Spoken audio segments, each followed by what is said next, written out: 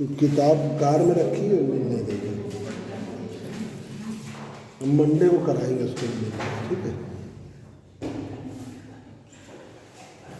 चलिए बच्चों, आपको मैंने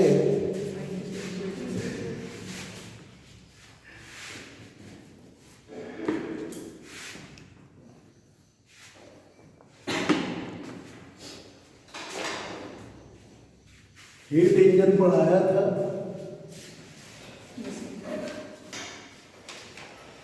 हीट इंजन पढ़ाया था भाई।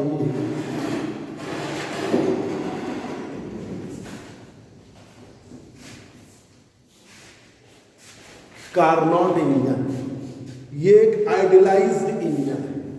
कार्नोट इंजन जो है आइडियलाइज्ड इंजन है, वह एक आदर्श engine. Carnot engine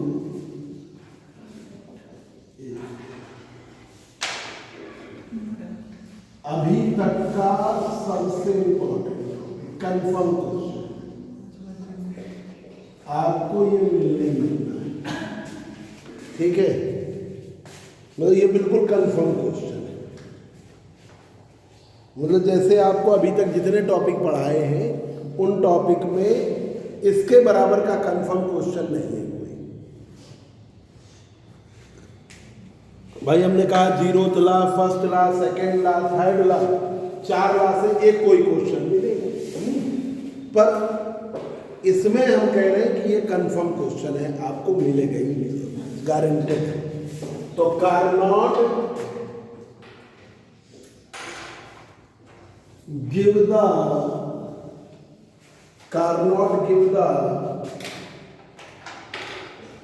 ideal theoretical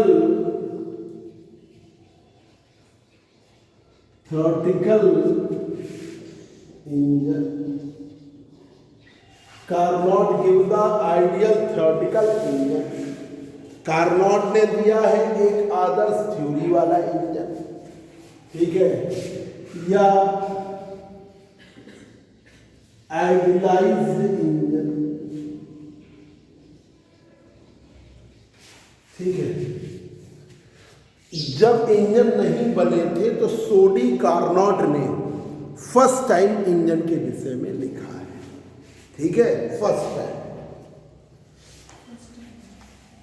engine के विषय में लिखा, जब इंजन नहीं बने तो सोडी कार्नोट ने इंजन के विषय में लिखा, ठीक है।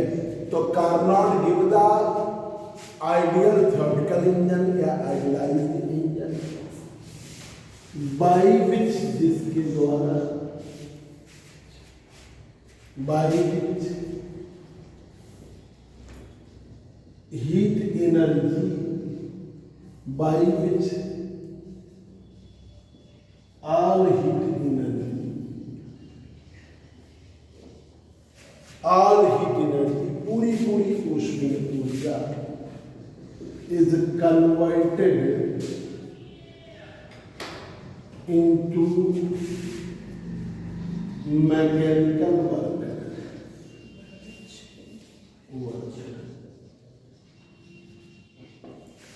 जिसके द्वारा पूरी ऊष्मीय ऊर्जा कार्य में बन सकती है। Carnot give the idealised heat या ideal theoretical engine by which all heat energy is converted into mechanical work, ठीक है। अब जैसे अंशिका है ना, यही नाम है, गलत तो नहीं बोले, ठीक है। अब अंशिका है, अभी पढ़ाई लिखाई इस समय नहीं कर रही, हम बता दें, क्योंकि अरे पेपर देख दिया है, अभी तो पेपर दिया ही है ना। पर एक आइडियल बच्चे की कंडीशन क्या होनी चाहिए कि वो 3-4 घंटे अपने लगातार स्टडी होनी चाहिए, ठीक है। तो जो बच्चा जैसे बहुत रेगुलर वे में पढ़ाई करता है वही सक्सेस होता है। मतलब एक जनरल हम ट्रेंड की बात कही, हो सकता है ये भी ऐसी हो कि डेली पढ़ते ही पढ़ते हो, है ना। कुछ नहीं पढ़ रही तो उन्होंने कहा कि नहीं चलो हम अपना यही पोर्शन एक बार रिवीजन कर लेते, है ना। जब आप पढ़ाई करते हो आप यही सोच के चलते हो कि पेपर में हमारे नंबर आ जाए बस, तो आप सक्सेस नहीं हो पाओगे आज के समय में। आज के समय में सक्सेस होने के लिए आपको रेगुलर पढ़ाई चाहिए और आगे के फ्यूचर को देख के चलने के लिए कि मतलब आगे हमारे इसका क्या यूटिलाइजेशन, हमें कितनी चीज़ें प्रॉपर नोट्स बना के रखे। कोई एग्ज़ाम देने गए पलट लिया, बच्चे जैसे कोई एग्ज़ाम देने गए सोचते क्या पढ़ें, क्या पढ़ना होता है।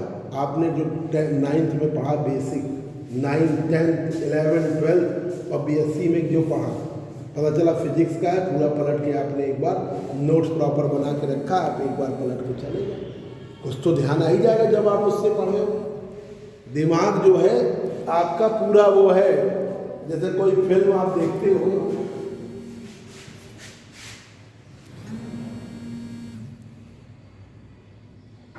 कोई फिल्म देखते हो तो वो फिल्म को आप भूल चुके हो और आपने फिल्म को देखा तो देखते ही याद आ जाता है ना, वैसे ही नोट्स है। आपके नोट्स को आपने प्रॉपर बना रखा है, आप उसको पलटोगे पूरा याद आ जाएगा। ये नोट्स की खासियत होती है ना। तो प्रॉपर नोट्स बना के पढ़ाई करनी चाहिए। ये जितने भी सक्सेस होते हैं बच्चे, उनका यही कंडीशन, ठीक है। तो वैसे ही है कि आपके जब इंजन नहीं बना था तो कार्नोट ने उस समय कुछ पता तो था नहीं। कार्नोट ने उस समय एक आइडिया बनाया कि हम ऐसा इंजन बनाएंगे, तो ऑब्वियसली वो आइडियलाइज इंजन है, ठीक है। प्रैक्टिकल और थ्योरी की बुकें अलग अलग रहती हैं, क्योंकि प्रैक्टिकल में चीज़ें थोड़ी डिफर हो जाएंगी और थ्योरी में बिल्कुल आइडियल चलेगा। तो ये थ्योरेटिकल इंजन है जो सिर्फ थ्योरी में लिखा गया है, प्रैक्टिकली नहीं। और थोड़ा कार्नोट ने और आइडियल सोच लिया था। कार्नोट ने सोच लिया कि हम एक ऐसा इंजन बना दे जो पूरी पूरी ऊष्मीय ऊर्जा को कार्य में बदले, ये लिखा। तो Carnot give the ideal theoretical engine या आइडियलाइज्ड इंजन बाय विच, जिसके द्वारा all heat energy is converted into mechanical efficiency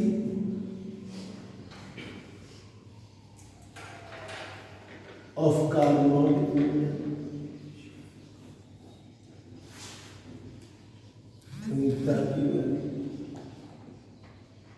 work upon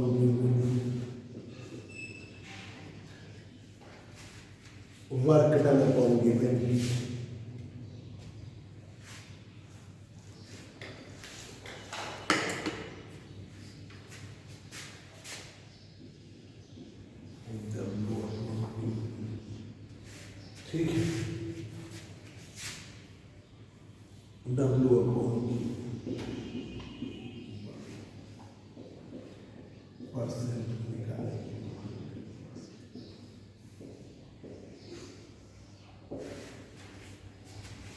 100%, 100%।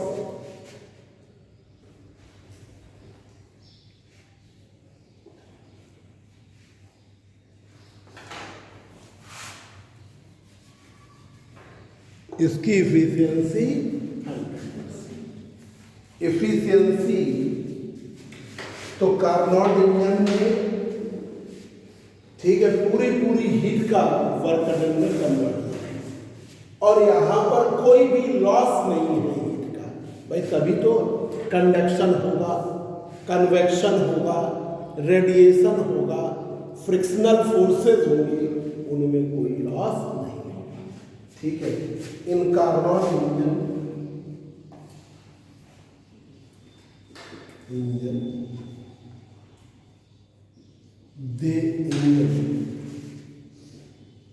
there is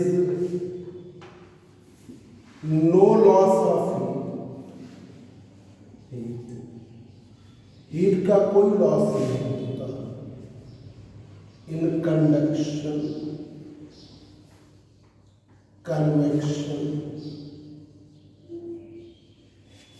radiation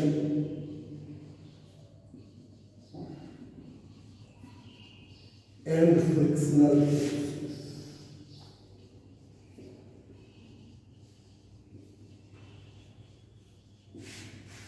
In Carnot engine, there is no loss of heat, conduction, convection, radiation and frictional force.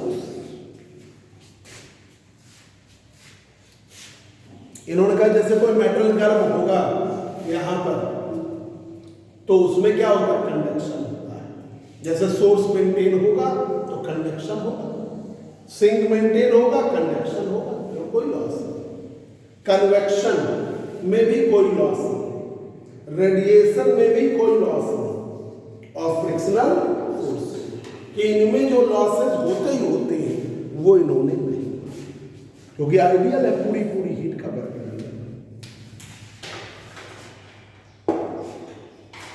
देखिए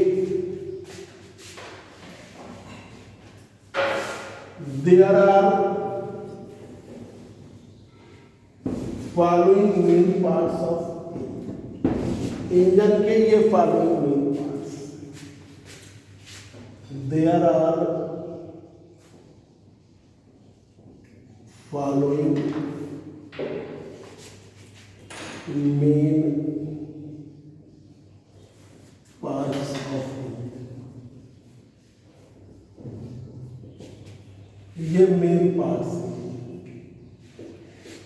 पहला part है source, जिसका temperature, source इसका temperature. एक hot body है जो बहुत higher temperature maintain करती है, उसे क्या कहते हैं,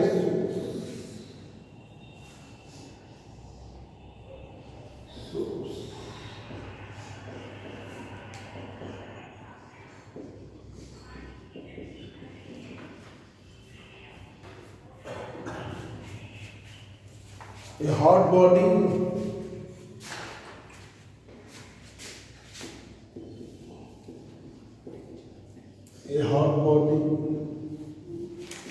which maintain a very higher temperature,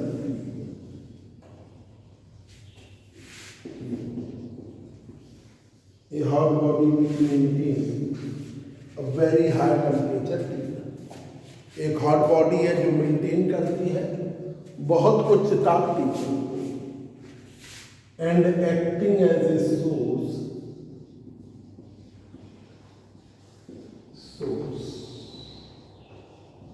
for the heat. यही देखो डेफिनेशन में लिखवाई थी, and acting as a source for the heat, और इंजन के लिए सोर्स की तरह कार्य, and acting as a source for the heat. Thermodynamics का जो बेस है वो कार्बन है, क्योंकि कोई ना कोई आइडियल चीज लेके थ्योरी चलती है, इसलिए। अब देखिए इसमें एक बात ये है कि इसमें हीट का लॉस ना हो, इसलिए इन्होंने माना कि सभी साइड्स परफेक्टली नॉन कंडक्टिव, पर एक साइड क्या होगी, ठीक है, कि ये वाली साइड, ये वाली में जैसे रूम है पूरा नॉन कंडक्टिव, हमने कोई साइड या पार्ट कंडक्टिव दे दिया जिससे हीट का एक्सचेंज होता है, ठीक है। All sides of source are perfectly non-conducting. All sides of source are perfectly non-conducting, but one side is conducting, पर एक साइड क्या होगी, या उसका पार्ट क्या होगा, कंडक्टिव। दूसरा देखिए, sink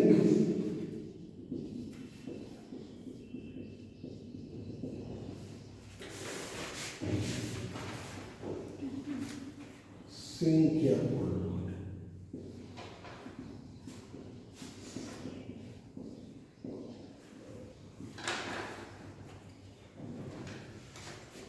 A cold body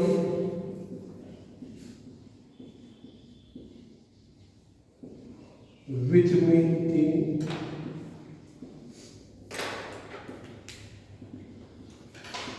a very lower temperature. A cold body which maintain a very lower temperature. एक कोल्ड बॉडी है जो मेंटेन कर रही है बहुत lower temperature, very lower temperature,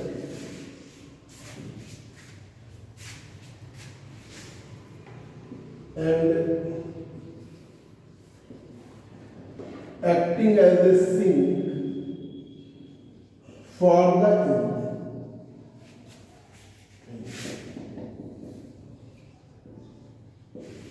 and acting as a sink for the engine, और engine के लिए सिंक की तरह।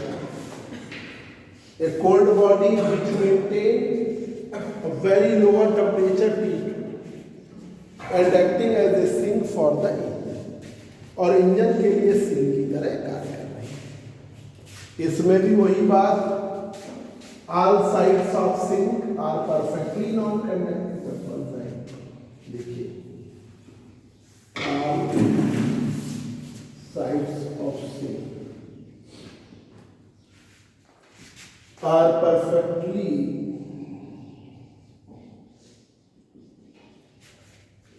non-conductive,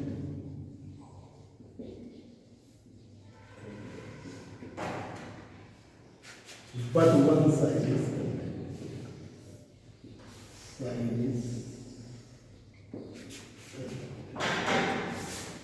But one side is conductive. All sides of sink are perfectly non-conducting, but one side is conducting. Sink की सभी sides non-conducting थे, पर एक साइड जो है ठीक है, जल्दी से बेटा नोट कर लो।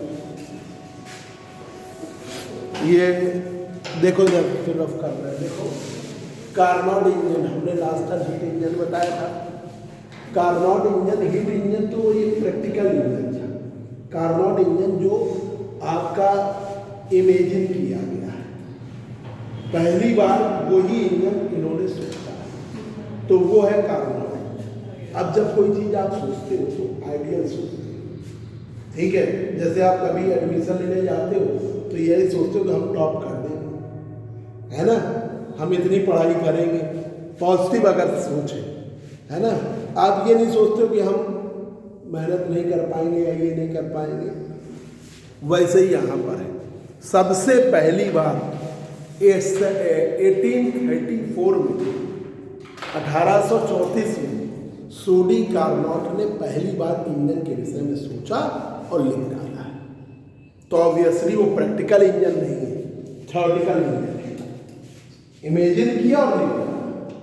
इन्होंने क्या लिखा कि कार्नोट ने जो सोचा वही लिख दिया कि हम एक ऐसा इंजन देंगे जो पूरी हीट को वर्क डन में कन्वर्ट, कोई लॉस नहीं, 100% कन्वर्जन है, ठीक है। तो Carnot with the ideal theoretical engine, Carnot ने दिया है एक आदर्श थ्योरी वाला इंजन, आइडियल थ्योरेटिकल इंजन या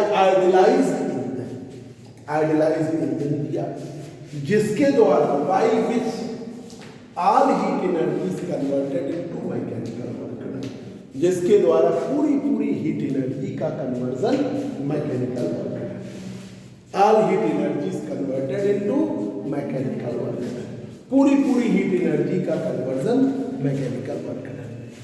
एफिशिएंसी कार्नोट इंजन की eta work done upon given heat W upon Q, value क्या है, 1% में निकालेंगे तो 100%। In Carnot engine there is no loss of heat in conduction, convection, radiation and friction. Carnot engine में heat का कोई भी लॉस नहीं होता, कंडक्शन में, कन्वेक्शन में, रेडिएशन में और फ्रिक्शनल फोर्सेस में। कंडक्शन, कन्वेक्शन, रेडिएशन और frictional forces. There are following main parts. इसके ये मेन पार्ट है। एक है सोर्स जिसका टेम्परेचर T1, सोर्स इसका टेम्परेचर T1, ये हॉट बॉडी, ठीक है। ये hot body which maintain very high temperature T1। एक हॉट बॉडी है जो मेंटेन कर रही है बहुत उच्च ताप T1 को, and acting as a source for the engine, और इंजन के लिए सोर्स की तरह कार्य करती है। And acting as a source for the engine, और इंजन के लिए सोर्स की तरह कार्य करती है। And acting as a source for the engine के लिए सोर्स की तरह कार्य करती है। सोर्स की सभी साइड्स परफेक्टली नॉन कंडक्टिंग होती हैं। All sides of source are perfectly non conducting. Source की सभी साइड्स नॉन कंडक्टिंग, पर एक साइड जो होगी conducting. All sides of source are perfectly non conducting but one side is conducting. Sink जिसका temperature क्या है, a cold body which maintain a very lower temperature, जो मेंटेन करती है बहुत lower temperature, and acting as a sink for the engine, और engine के लिए सिंक की तरह कार्य करती है। All sides of sink are perfectly non conducting but one side is conducting. एक साइड जो होगी, जल्दी सुना, स्पीड में लिखो। संडे को 8 बजे आके टेस्ट दीजिए, यहाँ तक है।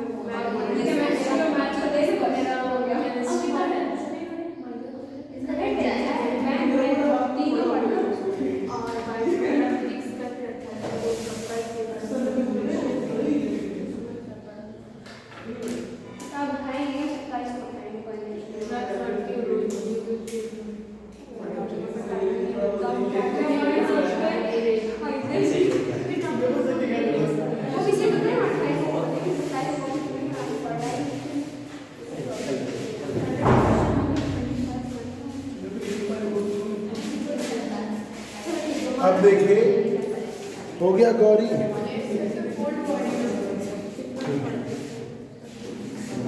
अब देखिए, तीसरा पार्ट है sink, working substance, ideal gas.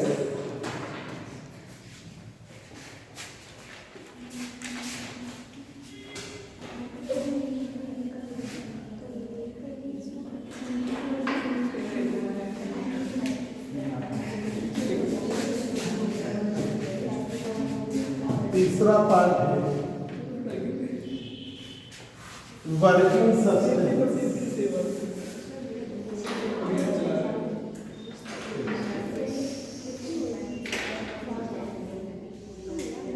Working substance, working substance, ideal gas.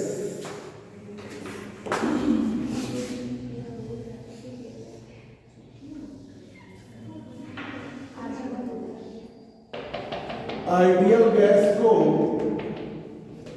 Enclose कर देते हैं, enclose in the non conducting cylinder whose piston or bottom will be conducting, जिसका पिस्टन या बॉटम कंडक्टिंग। ठीक है, आइडियल गैस ये piston है ऊपर वाला और नीचे वाला बॉटम है। Ideal gas enclosed in the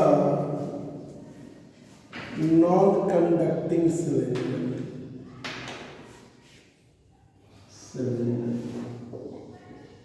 Ideal gas enclosed in the non-conducting cylinder. Ideal gas को बंद कर देते हैं नॉन कंडक्टिंग सिलेंडर में।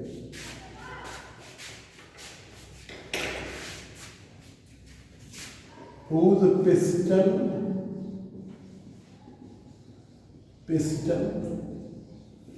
or bottom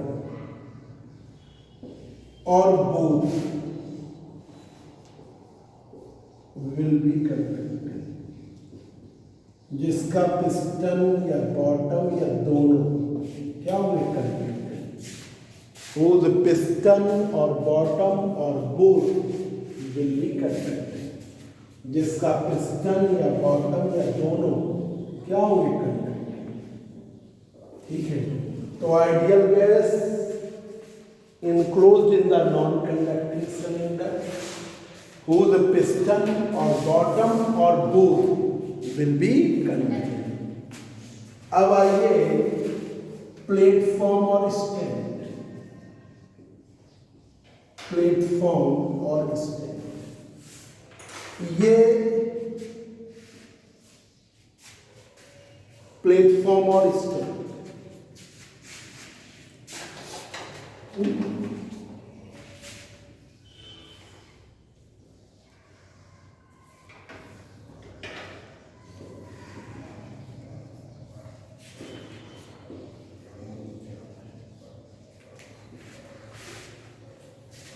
एक नॉन कंडक्टिंग सिलेंडर है, एक source, sink, working substance, gas, इन सब को अरेंज करने का काम प्लेटफॉर्म और स्टैंड का है।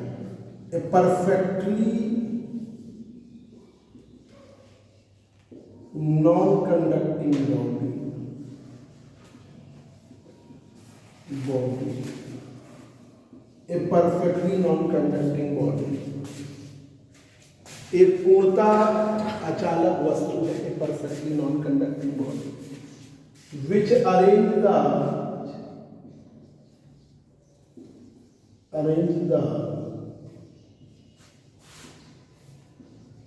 all parts of a perfectly non-conducting body which arrange the all parts of engine, जो कि व्यवस्थित करती है इंजन के सभी parts, which arrange the all parts of engine, a perfectly non-conducting body which arrange the all parts of engine are known as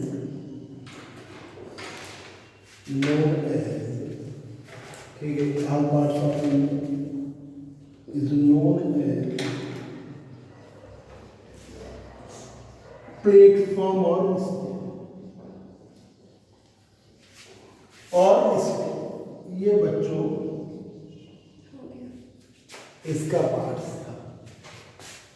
अब देखिए इसकी वर्किंग, ठीक है, ये थ्योरिकल बेस का, ठीक है।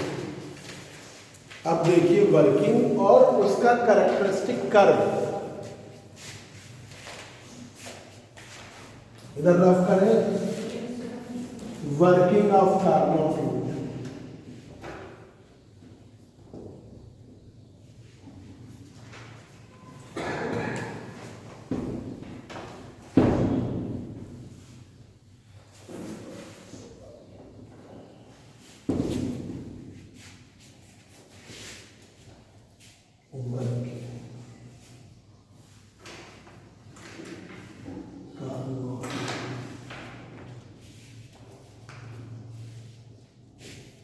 कार्नोट इंजन की वर्किंग को कार्नोट साइकिल से एक्सप्लेन किया गया है। कार्नोट इंजन की वर्किंग को कार्नोट साइकिल से एक्सप्लेन किया गया है। Working of Carnot engine, working of Carnot engine can be explained by Carnot cycle. Working of Carnot engine can be explained by Carnot cycle. Carnot engine की working को हम explain कर सकते हैं कार्नोट साइकिल से।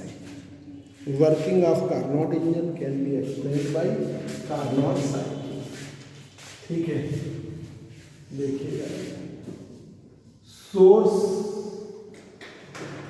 जिसका टेम्परेचर है T1, इसे हम क्या कहते हैं, हॉट बॉडी। सिंक उसका टेम्परेचर है T2, इसे क्या कहते हैं,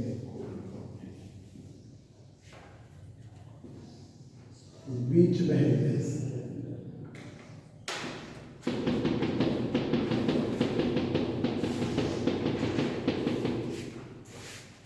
अब जरा इसकी वर्किंग में कंडीशंस इधर रफ कर दें।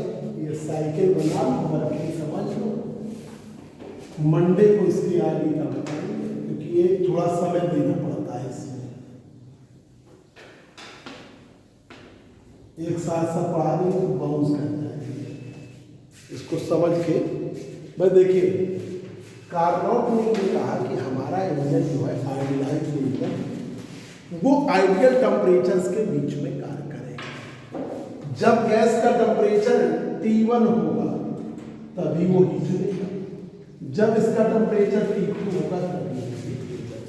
ये नहीं कि हर टेम्परेचर पर हीट एब्जॉर्ब करे और हर टेम्परेचर पे हीट रिजेक्ट करे। ठीक है, मतलब आइडियलाइज है।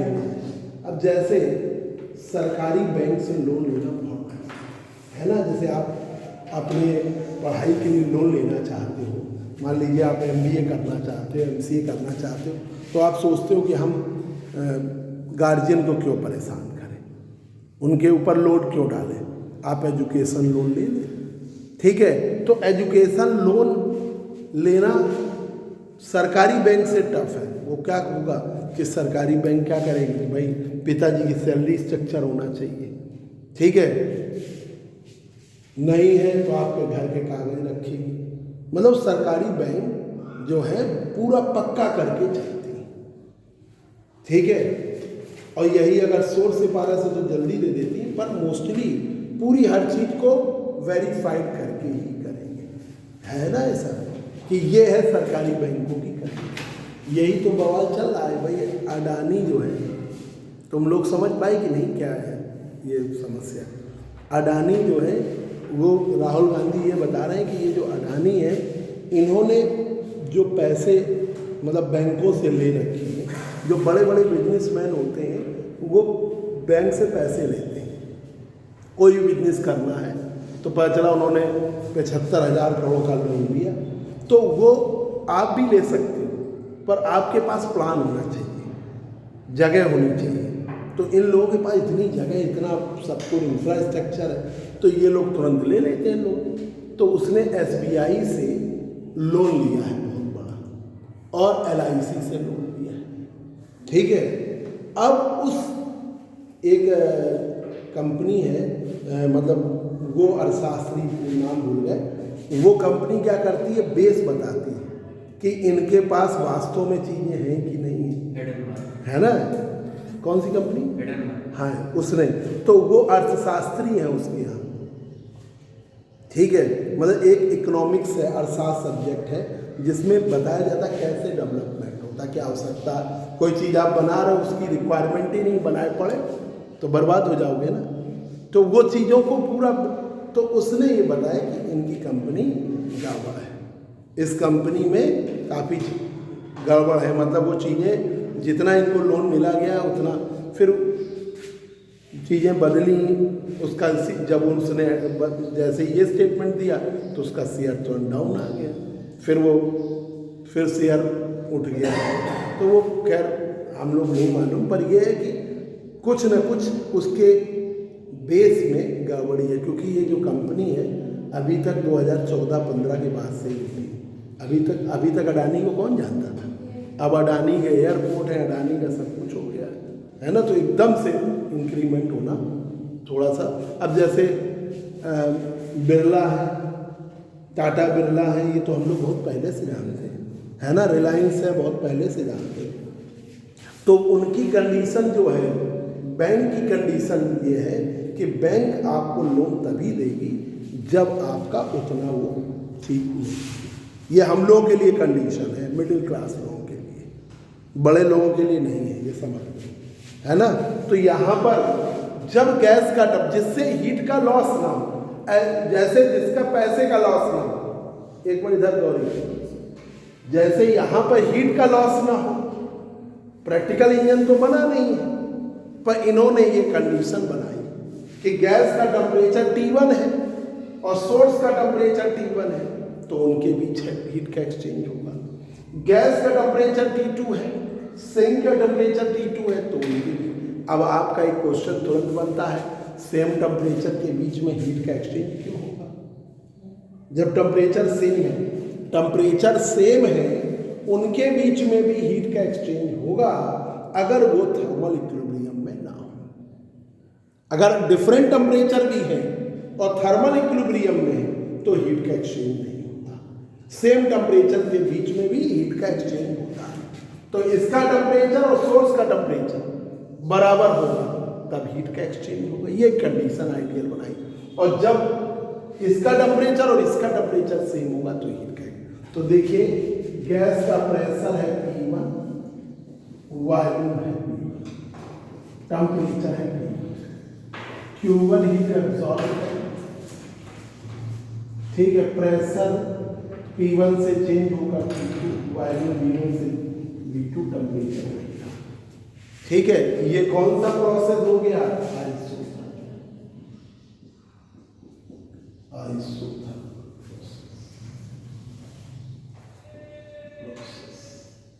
प्रेशर बदल गया, वॉल्यूम बदल गया, टेम्परेचर वही रहा, हीट का एक्सचेंज हुआ, ठीक है। क्या कहना है? आइसोथर्मल कर्व बना लीजिए।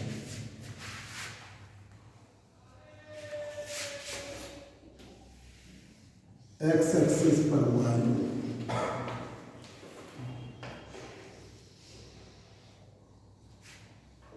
वाई एक्सिस पर प्रेशर P1, Q1 हीट का एक्सचेंज हुआ, प्रेशर P1 से बदलकर P2, वॉल्यूम V1 से बदलकर V2, हीट का एक्सचेंज हुआ, प्रेशर कम हो गया, वॉल्यूम V1 से बढ़कर V2, टेम्परेचर वही रहा, ठीक है। That is isothermal.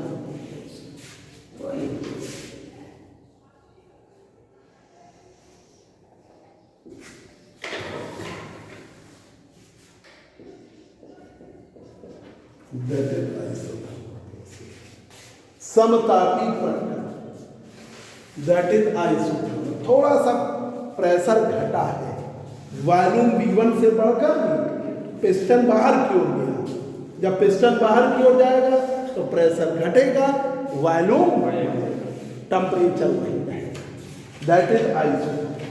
फिर अचानक all of the sudden pressure P2 से चेंज होकर टेम्परेचर T1 से चेंज होगा T2, ये हो गया एडियाबैटिक प्रोसेस, रुद्ध दोष।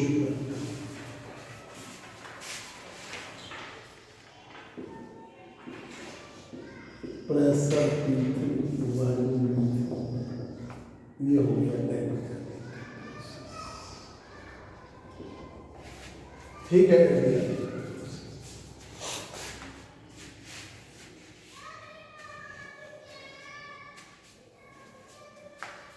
प्रेशर P2 से चेंज होकर P3, वॉल्यूम V2 से चेंज होकर V3, टेम्परेचर T1 से चेंज होकर Q2 हीट सिंक को करेगा।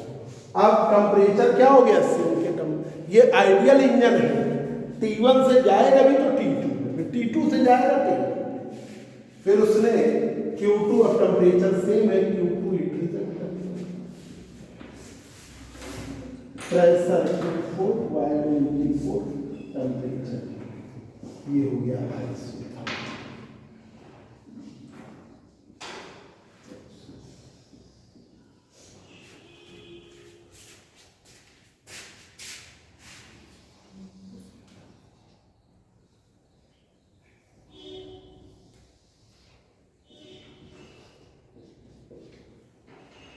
Pressure P4, volume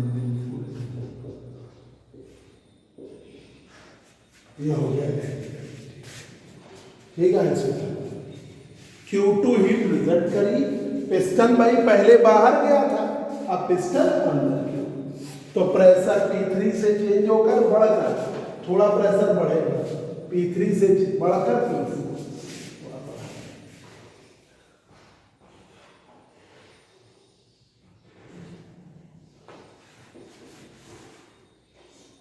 pressure P4, volume V4, temperature T2, फिर अगेन गैस सिलेंडर अपनी इनिशियल पोजीशन में प्राप्त कर लेता है, दैट इज एडियाबैटिक प्रोसेस।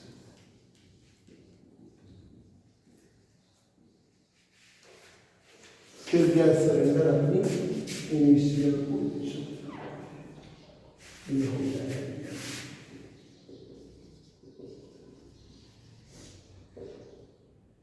ये है आइसोथर्मल, ठीक।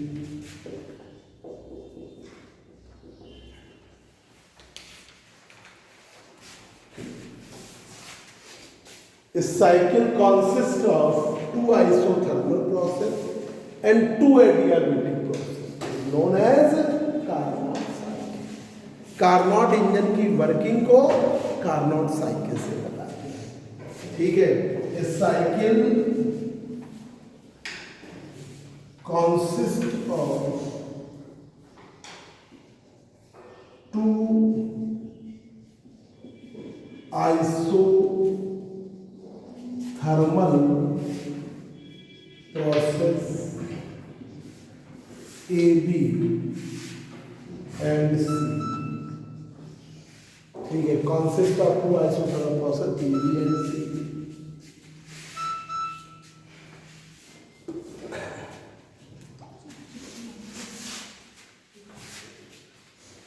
A, B and C, D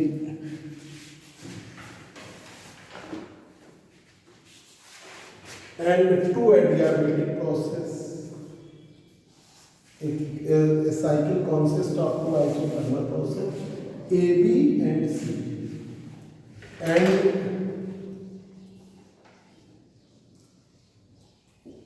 two adiabatic process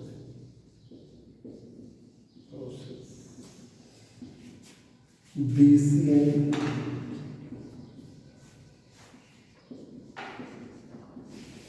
B, C and D। A cycle consists of two isothermal process A, B and C, D and two adiabatic process B, C and D are known as Carnot cycle। उसे हम क्या कहते हैं? Carnot cycle. ठीक है, अब इसकी working कैसे बताएंगे? देखिए जरा कि ये तो हमने समझाने के लिए बताया कार्नोट साइकिल कि आपका गैस सिलेंडर है, इसका टेम्परेचर जब सोर्स के टेम्परेचर के बराबर है उसने हीट एब्जॉर्ब करी, हीट मिली, जैसे ही हीट एब्जॉर्ब हुई तुरंत गैस सिलेंडर का पिस्टन बाहर की तरफ गया, आउटसाइड गया, तो प्रेशर घट गया, वॉल्यूम बढ़ गया। ठीक है, यही पॉजिटिव वर्क डन है, टेम्परेचर वही रहा, दैट इज आइसो। अब एकदम अचानक all of the sudden pressure बदल गया, वॉल्यूम बदल गया, टेम्परेचर बदल गया। एकदम अचानक टेम्परेचर T1 से बदलकर T2 हो जाता है, प्रेशर बदल जाता है, वॉल्यूम बदल जाता है, तो उसे क्या कहते हैं? Adiabatic process.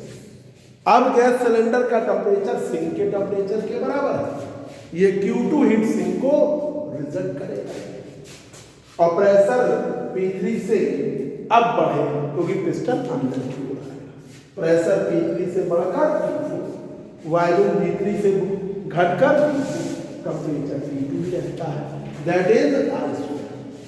फिर एकदम अचानक गैस सिलेंडर अपनी इनिशियल पोजीशन प्राप्त कर लेता है, P4 से P1, V4 से V1 और टेम्परेचर T2 से T1, दैट इज एडियाबेटिक। तो दो एडियाबेटिक प्रोसेस है, दो आइसोथर्मल प्रोसेस है, तो ऐसी साइकिल को हम क्या कहते हैं? Carnot cycle. इस cycle consist of two isothermal process A, B and C, B and two adiabatic process B, C and D are known as Carnot cycle। अब इसका प्रोसेस एक बार और बता देंगे तो आप लोग अच्छी तरीके से यहाँ तक तैयार करके आओगे। संडे को सुबह 8 से 9 या 9:30, 1 घंटे का, ठीक है, तो पूरा तैयार करके आओ।